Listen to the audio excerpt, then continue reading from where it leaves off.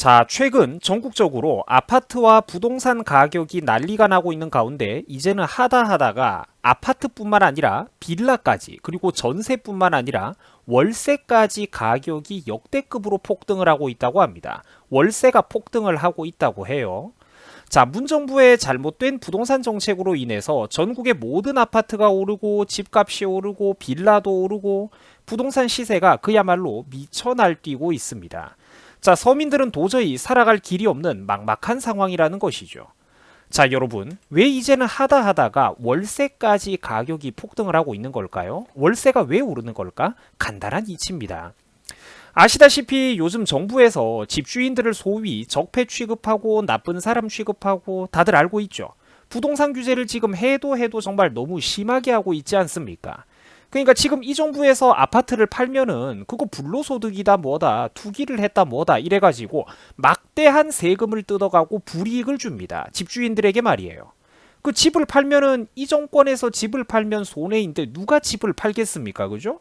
집 팔기가 힘드니까 부동산 시장의 매물은 더욱더 잠기게 되는 겁니다. 그 수도꼭지를 꼭 하고 잠그듯이 말이죠. 자, 아파트 매매 시장이 저절로 얼어붙게 되는 게 당연하다라는 거예요. 근데 물건은 없는데 반대로 아파트, 집을 찾는 사람은 많으니까 이 가격이 어떻게 되겠습니까? 그렇죠.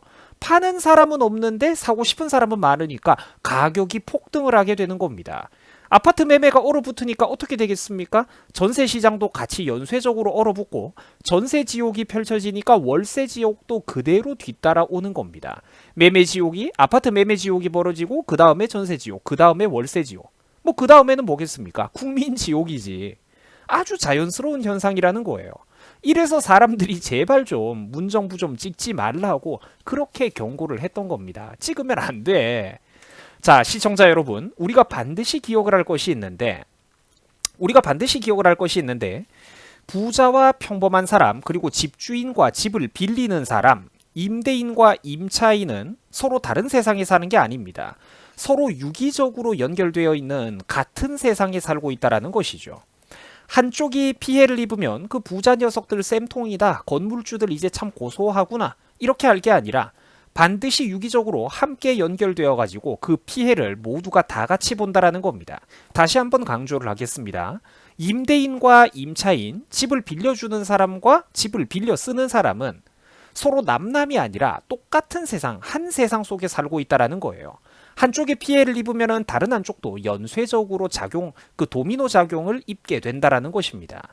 자, 지금 우리나라 사람들은 이런 사회주의 마인드를 빨리 버려야 됩니다. 부자들 보고 배 아파하는 이런 마인드를 빨리 버려야 됩니다. 다 같이 잘 살려면 그렇게 해야 돼요. 이런 이런 썩어빠진 국민 근성을 뜯어고치지 못하면 우리 대한민국의 미래는 없다라는 것입니다. 자, 한번 보세요. 요즘 이 정부가 이런 식으로 자꾸만 아파트를 괴롭히고 부동산 정책 규제를 늘리고 시장에 개입을 하고 있습니다. 그죠? 사람들을 괴롭히고 있어요. 집주인들을 나쁜 사람 취급하고 적폐 취급을 하면서 책임 전가를 하고 있습니다. 자, 그런데 집주인들에게 이렇게 세금을 늘리고 규제를 늘리고 불이익을 늘리니까 그 피해가 누구에게로 가느냐? 결국 서민들에게 고스란히 불이 번지더라라는 거예요. 자, 어떻게 피해가 번지냐? 지금 보고 있지 않습니까?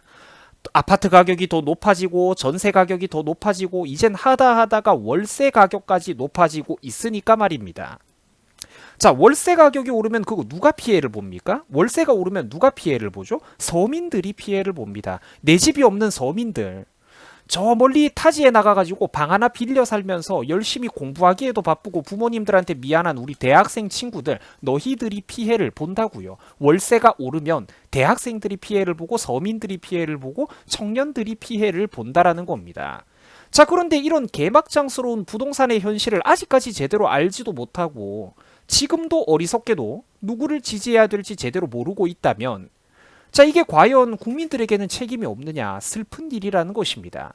이게 이 나라 민도의 현실이라면 참으로 안타까운 일이라는 거예요. 집값이 오르고 부동산 가격이 폭등하고 거기에 맞춰서 모든 물가가 다 따라 올라가는데도 아직까지도 누가 진짜 친서민인 건지 이런 걸 모른다라면 국민들이 심지어 바로 본인들이 실제로 큰 불편을 겪고 있는데도 피하 구분을 제대로 못한다면 이게 참 얼마나 가슴 아픈 일입니까?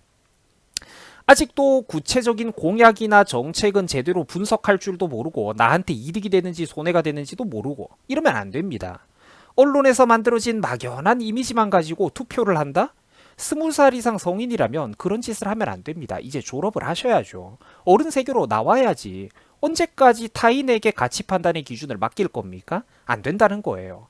시간이 없습니다.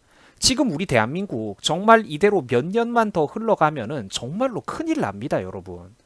자, 보세요.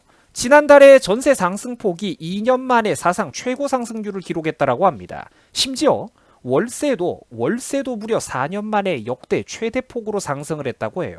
이 서민들이 못 살겠다라는 겁니다. 숨이 막혀가지고 못 살겠다라는 것이죠. 한번 보세요, 이 현실을. 우리 월급 빼고 네 월급 빼고 다 오르고 있다니까?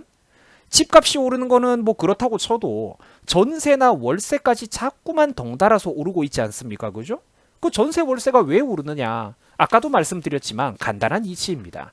문정부에서 임대차 보호법을 이상하게 개정을 해버려가지고 집주인들에게만 무조건 불리한 정책을 만들고 있지 않습니까?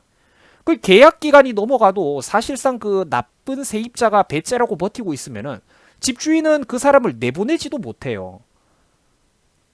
이 집이 내 집인데 계약 기간이 끝나도 그 사람을 내보낼 수가 없다니까?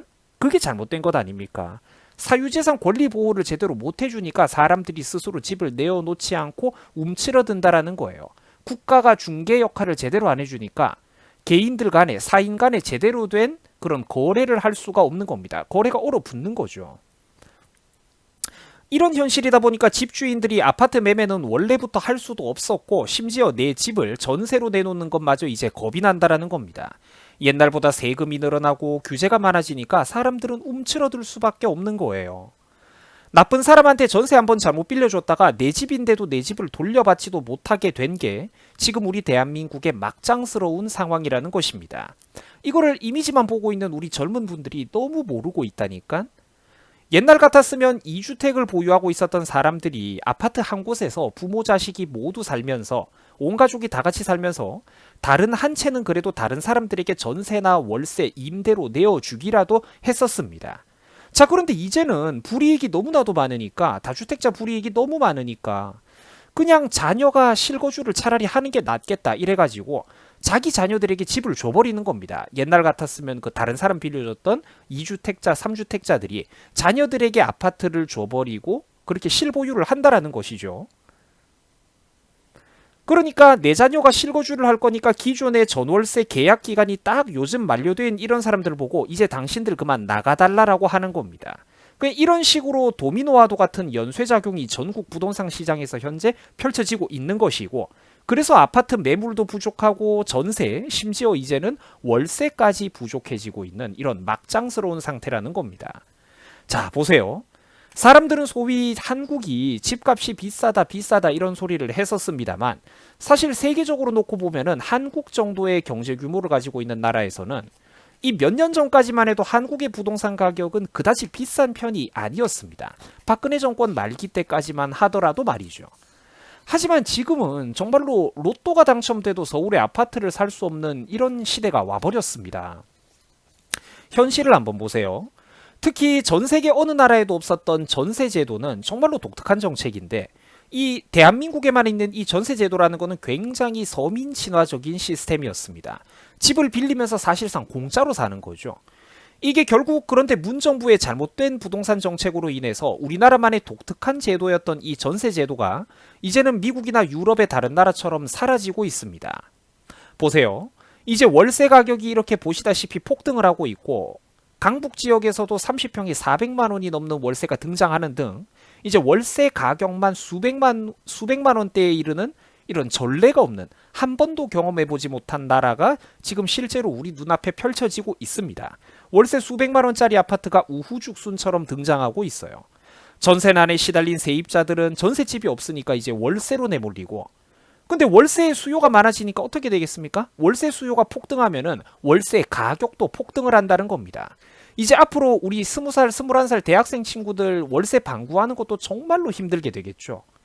아마추어 정부가 생각 없이 함부로 시장 경제에 뛰어든 이 결과물을 한번 보세요. 자기들 대모질이나 해대던 그 무식한 운동권 시절의 수준으로 주먹구구식으로 대책 없이 달려들었더니 국가 전체에 지금 무슨 일이 벌어지고 있습니까? 이제는 아파트 가격이 폭등하고 전세 가격이 폭등하라는 거는 이제 그냥 옛말이고, 이젠 하다가 월세 비용마저 역대 최고 수준으로 상승을 하고 있습니다. 자, 왜 유독 문정부에 들어서만, 과거 노무현 정권도 그렇고 왜 좌파 정부가 들었을 때만 서울 아파트 가격이 역대 최고 수준으로 상승을 하는 것인지 우리가 진지하게 한번 이제는 고민을 해봐야 된다는 겁니다. 한번 저질렀던 잘못을 두 번, 세 번 또 반복을 한다면 구제의 여지가 없다라는 거예요. 시청자 여러분, 기업인과 근로자 그리고 임대인과 임차인은 각각 서로 다른 세상에서 살고 있는 게 아닙니다. 모두가 같은 세상에서 살고 있다는 것이죠. 한쪽이 사회주의식 정책으로 인해서 부당한 피해를 본다면 기업인이든 그리고 집주인이든 사회주의식 정책에 의해서 부당한 피해를 입게 된다면 그들은 자기의 피해를 보전하고 또 자기 가족들의 이익을 지키기 위해서 살아 움직이는 시장경제 원리로 반응을 한다라는 거예요. 스스로 반응을 하게 되고, 그러면 그 피해는 반드시 서민 계층에게 다 같이 도미노처럼 연쇄작용을 일으키게 된다라는 겁니다. 기업인과 집주인이 피해를 보면은 결국 근로자도 피해를 보고 임차인도 피해를 보게 되는 겁니다. 집을 빌려 사는 사람도 피해를 보게 되는 겁니다. 가진 자와 못 가진 자, 기득권과 비기득권, 이런 식의 이분법적인 계급 구조 관점을 이제는 스스로 우리가 알껍질을 깨듯 깨어 부수고 나올 때입니다. 여러분들 주변에 지인이 있다면 이 영상을 수많은 사람들에게 부디 공유를 해주고 소개해 주시기 바랍니다. 시청자분들께서 댓글로 응원을 해주시고 이 영상에 좋아요를 눌러주신다면 이 영상이 보다 우리들 주변에 있는 단 한 사람이라도 더 많은 이웃을 설득하는데 시청자 여러분들이 눌러주신 그 구독과 좋아요가 많은 힘이 됩니다. 제가 남들을 설득하겠습니다. 이 영상을 많은 사람들에게 공유해 주시기 바랍니다. 자, 여러분들 수고하셨습니다.